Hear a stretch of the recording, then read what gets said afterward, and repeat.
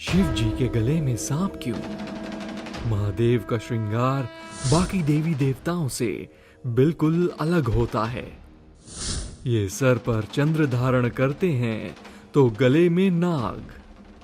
गले में नाग धारण करने के पीछे भी अलग अलग पुराणों और ग्रंथों में अलग अलग वर्णन दिया गया है।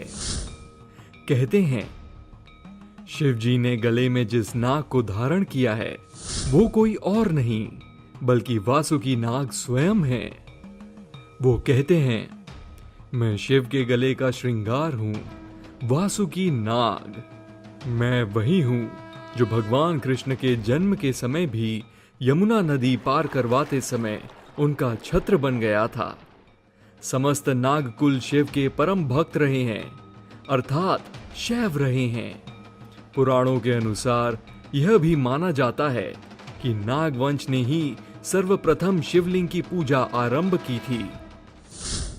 पुराणों में वर्णित कथाओं के अनुसार ग्रंथों सभी नागों की उत्पत्ति ऋषि कश्यप से हुई। दक्ष प्रजापति की 2 पुत्रियां थी, वनिता और कद्रु। उन्होंने अपनी दोनों पुत्रियों का विवाह ऋषि कश्यप से कर दिया। दक्ष प्रजापति ने अपनी बेटियों का हाथ देते हुए कहा, आज से मेरी दोनों पुत्रियां आपकी हुई। आप जैसा दामाद पाकर मेरा जीवन धन्य हो गया। ऋषि कश्यप ने प्रत्युत्तर देते हुए कहा, मैं आपकी पुत्रियों को समस्त मान सम्मान दूंगा और उन्हें सम्मान पूर्वक अपने साथ रखूंगा। वनिता और कद्रु ऋषि कश्यप का बहुत ध्यान रखती थी, जिससे ऋषि कश्यप अत्यंत प्रसन्न होकर बोले, मैं तुम दोनों के सेवा भाव से अत्यंत प्रसन्न हूं। आप दोनों कृपया करके वर मांगे। तो कद्रु बोली, स्वामी, मैं 1000 पुत्रों की माता बनूं, ऐसा वर दें मुझे। ऋषि कश्यप ने आशीर्वाद देते हुए कहा, अवश्य देवी। फिर वो वनिता की तरफ देखते हुए कहते हैं, आप कुछ नहीं मांगेंगी मुझसे? वनिता कहती है, मुझे मात्र 2 पुत्र चाहिए स्वामी, किंतु वो 2 पुत्र सभी लोकों में आपके नाम और कुल को आगे बढ़ाएं, यही वर दें मुझे। ऋषि कश्यप ने दोनों को आशीर्वाद दे दिया। ऋषि कश्यप के वरदान के अनुसार वनिता के 2 और कद्रु के 1000 पुत्र हुए। कश्यप ने पुत्र के पैदा होने पर नामकरण करते हुए कहा, वनिता, आपकी इच्छा के अनुसार आपके 2 पुत्र हुए हैं। हमारे ज्येष्ठ पुत्र का नाम शेषनाग होगा। वह आपके गौरव और चराचर जगत में आगे बढ़ाएगा। शेषनाग 1000 मस्तक वाले नाग थे। यही शेषनाग विष्णु की शैया बने और नागलोक के राजा भी बने। उन्होंने ब्रह्मा जी की घनघोर तपस्या की, जिससे उनको अनंत काल तक नाम बने रहने का वरदान मिला। ब्रह्मदेव ने उनको वरदान देते हुए कहा, आपके फन पर यह संपूर्ण धरती टिकी रहेगी। आपका वैभव अनंत काल तक बना रहेगा। आप पाताल लोक के स्वामी बनेंगे। ब्रह्मा जी के इस वरदान की वजह से शेषनाग नागलोक से पाताल लोक चले गए, लेकिन जाने से पहले वो कद्रु के सबसे बड़े पुत्र को नागलोक सौंपते हुए कहा, अनुज वासुकी, मैं अब पाताल लोक जा रहा हूं। अब इस नागलोक के राजा तुम हो। वासुकी भी शिव के परम भक्त थे। उनको राजपाट में अधिक रुचि नहीं थी। उन्होंने मन ही मन सोचा, यह मुझे क्या हो रहा है? मेरे अंदर विरक्ति के भाव क्यों आ रहे हैं? मेरा हृदय बस शिव भक्ति में ही क्यों लगता है? धीरे धीरे उनके अंदर इतनी विरक्ति आ गई कि अंततः उन्होंने भी सब कुछ त्याग कर अपने छोटे भाई तक्षक को राजा बनाते हुए कहा, तक्षक, मेरे प्रिय अनुज, मुझे शिव भक्ति में लीन होना है। अंततः मैं इस राजपाट को त्यागता हूं। आज से इस नागलोक के राजा तुम हो। तक्षक को राजपाट सौंपकर वासुकी शिव भक्ति में लीन हो गए और निस्वार्थ भक्ति के द्वारा शिव भक्तों में विशिष्ट स्थान बनाया। कहा जाता है कि समुद्र मंथन में वासुकी नाग ने ही रस्सी का कार्य किया था और यह कार्य उन्होंने शिव जी के कहने पर ही किया। शिव ने उनसे कहा, वासुकी, बिना रस्सी के समुद्र को मथा जाना संभव नहीं है, अतः आप जाकर इस पुनीत कार्य में योगदान दें। समुद्र मंथन के दौरान वासुकी नाग का संपूर्ण शरीर छिलकर लहूलुहान हो गया, किंतु उन्होंने अपने कार्य को छोड़ा नहीं। जब मंथन के दौरान विष निकला और शिव जी उस विष का पान करने लगे थे, तो वासुकी ने भी उस विष का पान किया ताकि विष का प्रकोप कम हो सके। इस भाव से शिव जी अत्यंत प्रभावित हुए और उन्होंने वासुकी को अपने गले में विशिष्ट स्थान दे दिया। तब से लेकर आज तक शिव के श्रृंगार में वासुकी नाग का स्थान शिव जी के गले में है। एक किंवदंती यह भी है कि वासुकी नाग ने ही सर्वप्रथम शिव की शिवलिंग के रूप में पूजा आरंभ की। अनंत वर्षों तक वासुकी ने शिवलिंग की पूजा की, जिससे प्रसन्न होकर शिव ने उनको वरदान मांगते हुए निवेदन करते हुए कहा, तुम्हारी पूजा से मैं अत्यंत प्रसन्न हुआ वासुकी, मांगो, क्या वर मांगना चाहते हो? तो एकदम प्रसन्न होकर वासुकी बोले, प्रभु, मुझे आपके प्रमुख गणों में सम्मिलित होना है। शिव ने भी उनको तुरंत अपने गणों में शामिल कर लिया। आज यह शैव पूजा पद्धति संपूर्ण विश्व में प्रचलित है। इस वरदान की वजह से ही शिवलिंग के चारों तरफ भी वासुकी नाग लिपटा हुआ रखा जाता है और शिव के प्रमुख श्रृंगार में उनके गले में लिपटा हुआ नाग भी माना जाता है। वासुकी नाग के शिव के विशिष्ट श्रृंगार में सम्मिलित होने के पीछे एक और कथा है, जिसका उल्लेख भी शिव पुराण में है। कहते हैं कि जब शिव जी बारात लेकर गए तो उनकी सासू मां उनके औंधड़ रूप को देखकर बेहोश हो गई थी। इसलिए विष्णु जी और वासुकी ने शिव जी के दूल्हे के रूप में श्रृंगार की जिम्मेदारी ली। वासुकी उनको तैयार करते हुए कहते हैं, प्रभु, आज आपका श्रृंगार मैं करूंगा, आप सबसे सुंदर वर लगेंगे। वासुकी नाग का शिव से प्रेम और समर्पण इतना अधिक था कि वो स्वयं भी उनके गले में आभूषण की भांति लटक गए और शिव ने अत्यंत प्रसन्न होते हुए कहा, वासुकी, तुम्हारा निश्चल प्रेम को देखकर मेरा मन हर्षित हो गया। आज के बाद तुम सदा ही मेरे गले का आभूषण बने रहोगे। इस तरह से अनेकों बार वासुकी ने भगवान शिव के प्रति अपने प्रेम, आसक्ति और समर्पण के भाव को दिखाते हुए ही उनके गणों में मुख्य स्थान प्राप्त किया। शिव जी ने तो स्वयं विशिष्ट स्थान देते हुए उनको कहा, हे सर्पराज वासुकी, तुम्हारा मेरे हृदय में विशिष्ट स्थान है। मेरे नंदी की ही भांति मैं तुमको स्नेह करता हूं।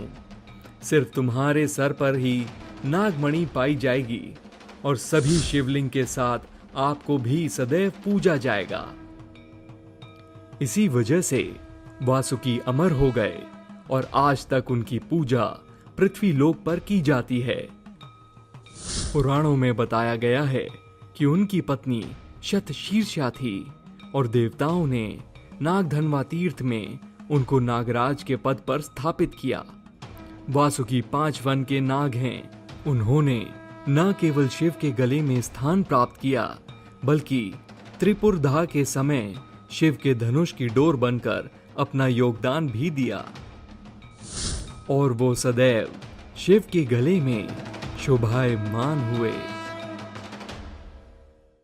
सनातन में मानव और बाकी सभी जीवों के मध्य सहचर्य की भावना अत्यंत बलवती रही है। सभी देवी देवताओं के वाहन होते हैं। इसका मुख्य कारण ये सीख देना भी रहा है कि जीवन सहचर्य से चलता है और सभी जीव जंतु इसमें मुख्य रूप से भागीदार हैं और सभी का योगदान उतना ही महत्वपूर्ण है जितना मनुष्य अपने आप को मानता है। चाहे दुर्गा का वाहन सिंह हो या फिर गणेश का वाहन मूषक, या फिर लक्ष्मी का वाहन उल्लू। इसी प्रकार से भगवान शिव ने भी अपनी सवारी के रूप में नंदी को चुना। नंदी का रूप भी इतना सुंदर होता है, मंदिर के बाहर इस प्रकार विराजित होता है मानो शिव के लिए ही प्रतीक्षारत हो। नंदी को कैलाश का रक्षक भी माना जाता है। वो शिव के प्रमुख गुणों में से एक है। जहाँ जहाँ शिव मंदिर होता है वहाँ वहाँ नंदी भी अवश्य विराजमान होते हैं। नंदी की पूजा भी अनिवार्य मानी जाती है। माना जाता है कि भगवान शंकर नंदी के माध्यम से ही भक्तों की पुकार सुनते हैं। शिव पुराण में इस कथा का मुख्य रूप से उल्लेख है कि आखिर नंदी भगवान की सवारी बने तो कैसे बने। ऋषि शिलाद अत्यंत ही ज्ञानी और शिव के परम भक्त थे। उन्होंने ब्रह्मचर्य का सदैव पालन किया। वो निरंतर अपने जप और तप में लगे रहे। कुछ वर्ष बीत जाने के पश्चात उनको एक भय सताने लगा। वो हमेशा मन ही मन सोचते, मैं प्रभु की भक्ति में सदैव लीन रहता हूँ। मेरे जीवन का एकमात्र उद्देश्य प्रभु को साधना ही है, किंतु मेरे वंश का अंत भी मेरे साथ ही हो जाएगा। मेरे परिजनों का तो इसमें कोई दोष नहीं है। आखिर वंश की समाप्ति का कारण मैं ही क्यों बन रहा हूँ। ये सोचकर वो मन ही मन दुखी हो गए। इस भय के चलते उन्होंने मन ही मन ठाना कि शिव जी की आराधना करने के लिए उन्होंने ब्रह्मचर्य का पालन किया है, अब वही उन्हें मार्ग दिखाएंगे। ये सोचकर उन्होंने पुत्र प्राप्ति के लिए कठोर तपस्या शुरू की। अनवरत वर्षों तक वो शिव की तपस्या करते रहे। उनकी तपस्या से प्रसन्न होकर भगवान शिव ने शिलाद ऋषि को दर्शन दिए और कहा, मैं तुम्हारी तपस्या से अत्यंत प्रसन्न हुआ शिलाद। इस सब के पीछे क्या मंशा है तुम्हारी? मांगो जो वर मांगना चाहते हो। तब शिलाद ऋषि ने शिव से कहा कि उसे ऐसा पुत्र चाहिए जिसकी मृत्यु न हो सके। जब जब आपका नाम लिया जाएगा उस पुत्र का भी अवश्य नाम लिया जाएगा। उस पर आपकी कृपा सदैव बनी रहे। वो आप ही के नाम की तरह अजर अमर हो जाए। शिव मन ही मन मुस्काए और शिलाद को आशीर्वाद देकर वहां से चले गए। साथ ही कहा कि उन्हें ऐसे पुत्र की प्राप्ति अति शीघ्र होगी। अगले दिन ऋषि शिलाद एक खेत से गुजर रहे थे। उन्होंने देखा कि खेत में एक नवजात बच्चा पड़ा है। बच्चे को देखकर वो सोच में पड़ गए। उन्होंने मन ही मन विचार किया कि ये बच्चा तो काफी सुंदर और लुभावना है। आखिर इतने सुंदर बच्चे को यहाँ बीच जंगल में कौन छोड़ जाएगा। वो ये सब सोच ही रहे थे कि तभी एक आवाज गूंजी, शिलाद, यही तुम्हारा पुत्र है। ये तुम्हारा वंश आगे बढ़ाएगा और वंश का नाम पूरी दुनिया में फैलाएगा। ये सुनकर ऋषि शिलाद बेहद प्रसन्न हुए और उन्होंने बच्चे को तुरंत गोद में उठाकर कहा, पुत्र, मेरा पुत्र, अब मैं निर्वंश नहीं हूँ। मेरा पुत्र कितना सुंदर और तेजस्वी है। भोलेनाथ ने कितनी सुंदर कृपा बरसाई है मुझ पर। शिलाद पुत्र को अपने साथ ले गए और उनको शिक्षा दीक्षा देने लगे। उन्होंने उस बच्चे का नाम नंदी रख दिया। नंदी बहुत ही तेजस्वी बालक था। वो बहुत ही तेजी से सब कुछ सीख रहा था। अत्यंत ही सौम्य और पितृ भक्ति में नंदी भी अपने पिता की तरह शिव भक्त बन चुका था। कुछ वर्षों बाद ऋषि शिलाद के घर पर 2 सन्यासी पहुंचे। ऋषि ने उनका खूब आदर सत्कार किया। इससे प्रसन्न होकर सन्यासियों ने ऋषि शिलाद को दीर्घ आयु का आशीर्वाद देते हुए कहा, तुम अत्यंत निर्मल हो और निश्चल हो। तुमसे मिलकर अत्यंत प्रसन्नता हुई। ईश्वर तुमको दीर्घायु करे। लेकिन उन सन्यासियों ने नंदी के लिए एक शब्द भी नहीं बोला। ऋषि शिलाद ने सन्यासियों से इसका कारण पूछा, क्या हुआ बाबा, मेरे पुत्र से कोई भूल हो गई है क्या? आपने उस पर अपना आशीष नहीं बरसाया। तब सन्यासियों ने पहले तो आनाकानी की, किंतु शिलाद के द्वारा बार बार पूछे जाने पर बताया कि नंदी की उम्र कम है, इसलिए हमने इसे कोई आशीर्वाद नहीं दिया। उन्होंने कहा, तुम्हारा पुत्र अत्यंत तेजस्वी है, किंतु इसकी आयु कम है। इसी वजह से हमने इसको दीर्घायु होने का आशीर्वाद नहीं दिया। अब हम विधाता द्वारा लिखी गई उम्र को बढ़ा तो नहीं सकते ना। ये बात नंदी ने सुन ली और अपने उदास पिता से कहा, मेरा जन्म तो शिव जी की कृपा से हुआ है। वही हमें राह दिखाएंगे और कृपा बरसाएंगे। आप चिंता ना करें पिताजी, जब तक भोलेनाथ है मेरा काल भी कुछ नहीं बिगाड़ सकता। इसके बाद नंदी भगवान शिव की स्तुति करने लगे और उन्होंने शिव का कठोर तप किया। इससे प्रसन्न होकर भगवान शिव प्रकट हुए और कहा, नंदी, तुम मुझे अत्यंत प्रिय हो। अपने पिता की भांति तुमने मेरे हृदय को जीत लिया। मांगो, क्या वर मांगना चाहते हो? तो नंदी ने कहा, आप मुझे अपनी शरण में ले ले महादेव, मुझे अपने पास ही एक छोटा सा स्थान दे दें। भगवान शिव ने कहा, नंदी, आज से तुम मेरी सवारी बनोगे, मेरे साथ हर क्षण रहोगे। मैं जहां भी जाऊंगा वहां तुम मेरे साथ चलोगे। मेरे कैलाश की रखवाली भी तुम ही करोगे। मुझसे यदि किसी को अपनी मनोकामना कहनी हो तो वो तुम्हारे कानों में भी कहेगा, तो मुझ तक पहुंच जाएगी। इस प्रकार से अपने तप के बल पर नंदी ने भगवान शिव के वाहन का रूप ग्रहण किया। एक और कथा भी है। ये माना जाता है कि समुद्र मंथन के समय जब शिव जी ने विषपान किया था तो विष की कुछ बूंदें गिर गई थी, जिसको नंदी ने अपनी जीभ से चाटा था, जिससे शिव जी अत्यंत प्रसन्न हो गए थे और कहा कि मेरा सबसे बड़ा भक्त नंदी है। शिव ने ही उनको नंदी अर्थात बैल का रूप प्रदान किया।